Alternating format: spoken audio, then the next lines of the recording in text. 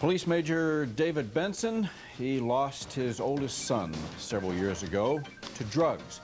It's a beginning, not necessarily a beginning for the Bobby Benson Foundation, but a beginning for many people in Hawaii to start taking a deeper interest in what's happening with our youngsters. Located on acres of land donated by Campbell Estates, the Bobby Benson Center has won the support of lawmakers, businessmen, and law enforcement officials. In 1985, Police Major David Benson had a vision. He wanted to see to it that Hawaii's chemically dependent youth had a place to go to get help. You know, God has a way of doing things that sometimes we don't understand. So I've just been trying to search, find out what that reason is, and then do something about it. As a police officer, it's very difficult to see your own family get involved in drugs because that's a little deeper than just breaking the law, and that really affects the family. And I was confused as to what to do. As a policeman, you know what to do. You arrest and you search and seize and evidence. But with Bobby, I didn't know what to do. And we tried lots of things, but I was as ignorant about drugs in the family as anybody else was. And a lot of the attitudes was just, oh, it's adolescence, they'll grow out of it. And after he died, it sort of came together that, you know, he didn't know what to do. And his alternatives were very few. Nalani Blaisdell reports that vision became reality today as the Bobby Benson Center was dedicated in Kahuku. The $2.1 million facility is the state's first treatment center for teenage alcohol and drug abusers. It is named for a young man who committed suicide at the age of 15. He loved life.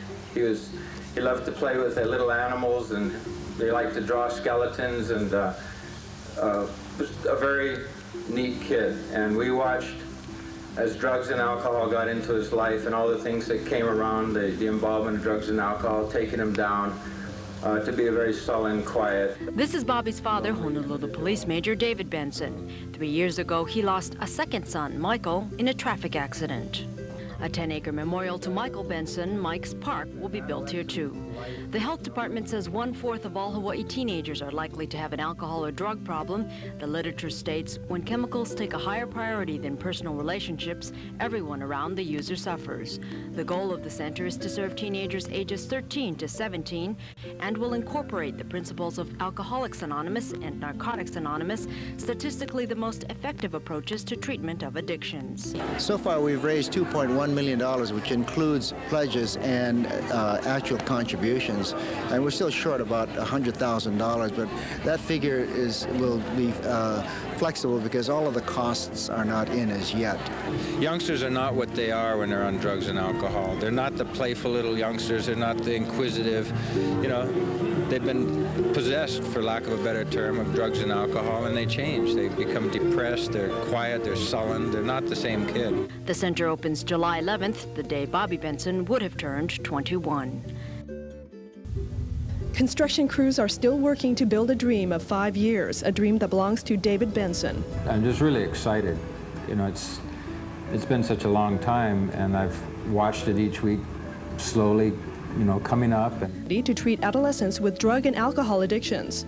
I'm hoping that, you know, where suicide is an answer to some people's problems, that the Bobby Benson Center will be a more productive answer for many kids. This is the main hall of the center, where the 32 patients will meet and dine. The center also has 4 cabins. After the units are fully dressed, each of them will be comfortable homes for 8 youths and a counselor. The Bobby Benson Center wants to open the door to recovery for about 22,000 adolescents in Hawaii who are hooked on drugs or alcohol. I just want you to know that this is probably going to be the most difficult thing that you've ever done. It is more difficult than going to jail or being incarcerated, because this is the time that you're going to spend really looking inside and finding out what's going on with you and how you can find out what you need and what tools you need in order to get into recovery. We will provide you with the tools, but it's up to you to use those tools. Before I came in here, I did a lot of really rash things. I did a lot of dangerous stuff. I was hardcore punk rock.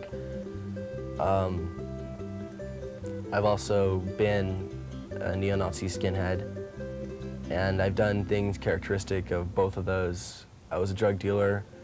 I've stolen from people, stolen from friends. I've been shot at, I've been chased, I've gotten in several fights. And it was all in a big circle. I've been arrested easy 15, 20 times. I've served time in a juvenile facility. And every time I got out, I always told myself, you know, I'll be better, I want to stop using drugs, I want to stop committing the crimes and stuff. But I went back out and I kept doing it again, and every time it was worse. What kind of drugs are we talking about? Marijuana, alcohol, LSD, mescaline, mushrooms, belladonna, crystal methamphetamines, cocaine, other amphetamines such as White Crosses, and just other small pills like that.